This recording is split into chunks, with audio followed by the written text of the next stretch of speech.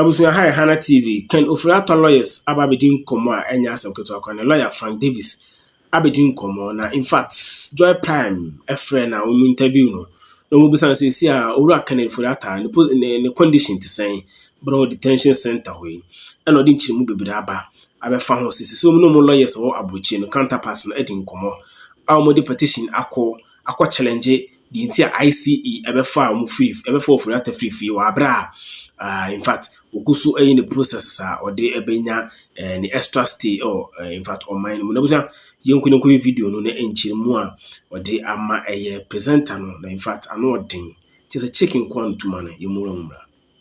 Still in Ghana. Happy New Year, by the way. Good morning. And good morning to your cherished listeners and esteemed viewers. I'm very much in the jurisdiction. Oh, okay. I am not in America. I'm not in Canada. I'm not in the UK. Yeah, I was worried for you. I thought you were I thought you were detained as well, together with your clients. That's why. Anyway, yeah. So this week we all heard about the case of our former finance minister. We're not, excited because that's our former finance minister, but he's being kept in detention by the U.S. authorities. What can you say about his safety now or his status now as we speak? Do you have any updates now? Oh, from the outset, let me say that Ken is doing extremely well. He's well. He's being calmly. You all know his nonchalant attitude, and he has adopted the same style. He's very, very calm. He's taking it in his stride, and our counterpart lawyers in America are engaging the Immigration and Customs Enforcement so that this matter is resolved as possible, as we say, ASAP. So Ken is well. Okay. Have you seen the video from lawyer Abraham Amaliba?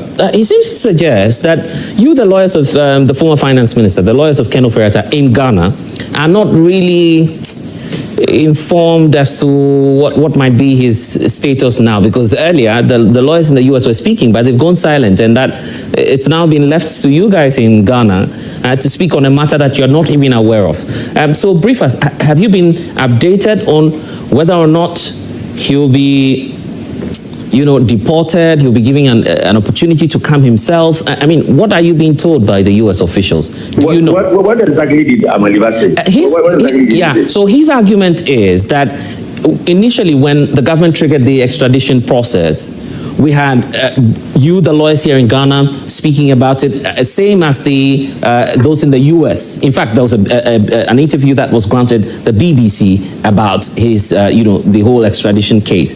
But he says ever since the detention by ICE, the U.S. lawyers have gone silent and they've not made any comments. It's only those of you in Accra, in Ghana, who are speaking on a matter on which you don't have information. What response do you have to that? Well, I'm a very good friend. He's a trained lawyer. And when lawyers talk in this pedestrian manner, I get a bit worried. What does he know about engagement between American lawyers and Canadian lawyers? Meeting with them. If he's doing a case in Ghana, and there's another leg in America, he's trying to suggest that American lawyers will not give him a feedback as to what is happening. When people have little knowledge of something, it is better for them to keep quiet, but rather go around embarrassing themselves and saying all kinds of things because they want to be heard on radio or to be heard on television. It is needless. And I would urge Amaliba that his government is in power. All right? His government is in power. Okay? Sadinam Atiunu has been convicted regularly and legally by a court of competent jurisdiction. She's a criminal fugitive. And she is in America. Tell him that whilst he's talking about Ken, he should concentrate and tell his attorney general that they should also expedite proceedings to bring Sedinam to Ghana to come and answer for her crime. The attorney general has told us that he will trigger that process. But I'm concerned about your client. He has. He will trigger that process when? I think you people should be interested in that rather than 24 of them Let me get your... This is our former finance minister who's been arrested. I am as concerned as you are. Are you not concerned? Is he coming back? Have you confirmed whether he will come back? And when is he coming back? Yeah.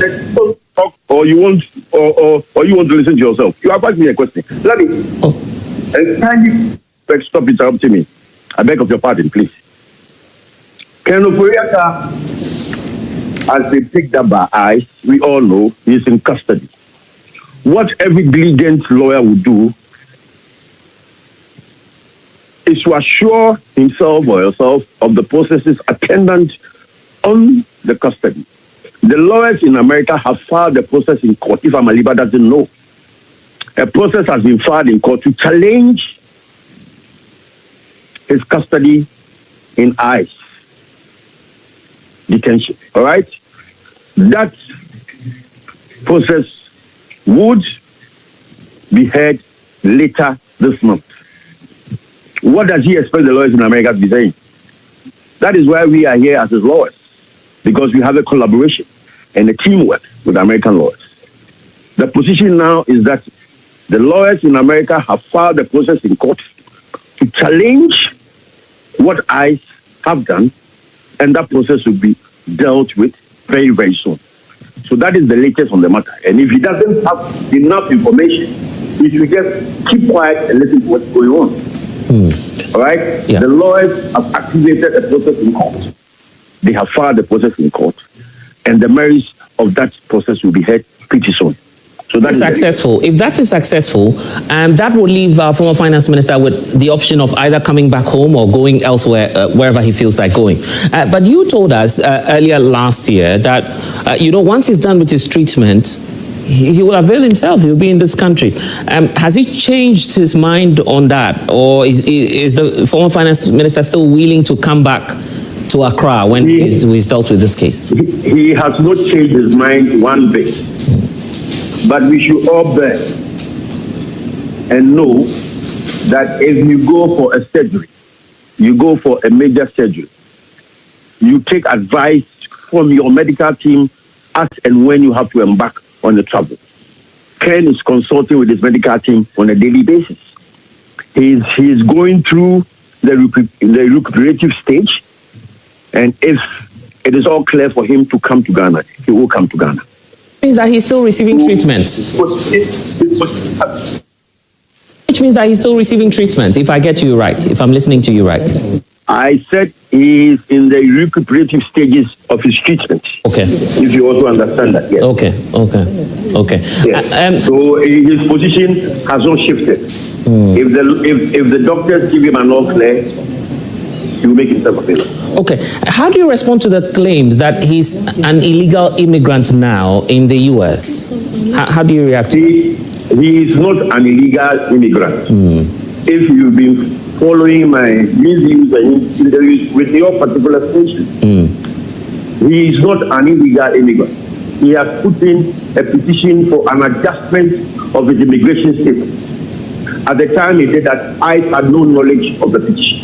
It is now that the petition has been brought. That is why the lawyers in America have activated the process in court to challenge why they picked him up while he has a petition pending for an adjustment of his immigration status. So he is not an illegal immigrant.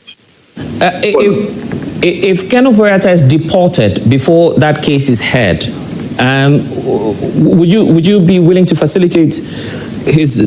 I don't know. Well, it's a preserve of the government, but would you be willing to aid that process for him to rather come quickly than expected?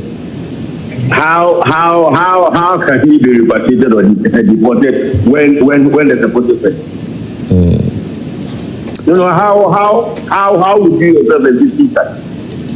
The person has filed the person has been the lawyers have taken the next step to file a process in court. How can I just get up and bring him to Ghana? Well, I'm just saying that because of what we've seen here in Ghana as well. We have a third state agreement with the United States to bring in West African deportees. That was challenged in court. And when we went to court, even before the case we heard, the Oliver Baka former war case, the Ghana Immigration Service told the courts that the individuals were already deported and that there was no case before the courts. That's why I'm worried that if that same, scenario happens to the former finance minister, you as lawyers, his lawyers, what will you be open to that arrangement? That's why I'm asking the question, sir. I tell all your friends who are linked to your media consortium that I am not a speculative lawyer. I am not about to change that because of you. Blessed will deal with the matter as and when it arises. I will not speak into something which has not arisen. So let us go on to another question. Okay. Well, what do you suspect led to his arrest? So do you think a Ghanaian somewhere was hiding, tracking him? I mean, he uncovered him and reported to ICE. So, how was he picked up? We are hearing so many stories. Maybe you would know a bit about that. My answer remains the same. I'm not a speculator. Ask those who have information as to why he was picked. What I know is that they picked him not knowing that he had filed a petition to adjust his immigration status. So those who are finding all kinds of stories should be prepared to answer. I don't deal in medicine rumors. I deal with the facts as they come. So I don't know about that allegation that people have to say something. I pick up. Have you had a word with Ken Ofori Atta? What did he tell you about how he was picked up? The relationship between my client and myself as lawyer is very confidential and private. I'm not about to tell you whatever discussion about this. Is that fair? Well, except to say that you are quite a known figure in this country. You are both public figures, politically exposed individuals. You care about your reputation out there, isn't it? Well, what reputation of mine is tainted? It's not tainted, but I mean, you know that you are both politically exposed individuals. There are questions as to transparency and also the concern from the public opinion generally. That's why I'm asking the question. Ghanaians are asking. But what has transparency got to do with the relationship between my client and my good self? I'm a trained lawyer. If I have a personal conversation with my client, you expect me to come on your radio set and tell you and whatever that this is what I said to my client. You think it's fair? Would you be in a position to be happy when I do that to you? We are politically exposed person, and so why are you condemning Ken before the event? Oh no, not at all. The mere fact that excuse me, I said to you, you are interviewing me, you want me to talk. Let me talk and we go to bed. When you ask the question, let me answer. Why is Ken being condemned? The matter itself has sort of unfolded. At the threshold, he's just a suspect or an accused person. His guilt has not been proven. So let us all stay on that. Okay? He's been charged with certain offenses. All right? The onus is on the prosecution to prove his guilt beyond reasonable doubt. So let us not jump ahead of ourselves. Let us not jump ahead of ourselves. He is not a convict. He has not been tried. So don't let us jump the gun and be making all kinds of prejudicial statements. Finally, what does this make of the extradition case he's already facing? Because the Attorney General triggered that process as well. Legally speaking, is that to say that is off the table now? The extradition proceeding is separate and distinct from this, which is a purely immigration matter. It's an administrative process for an adjustment of his immigration status in the United States. It's got nothing whatsoever, absolutely nothing whatsoever to do with the extradition procedure. So we take one at a time. Okay. Thank you so much for joining us this morning. That's lawyer Frank Davis, member of the legal team of the former finance minister. Solo? Well, I believe Frank Davis has only proven that he has no knowledge as to what is happening to Ken Ofori Atta. And if I were him and you claim to be his lawyer and you don't want to answer questions, I believe you must decline invitations to speak on the matter. Because every single question you asked him is either he gave you a cheeky answer or he evaded it. He says it's a client. So you don't come on air. You shouldn't give it a client matter. You don't come on air to come and behave in an arrogant manner as though the person asking question does not know his left from right. You were called because you have represented yourself as a lawyer. Clarity. So Ghanaians are looking for clarity to certain matters. If you don't want to speak on the matter, don't come on air. It is within your right.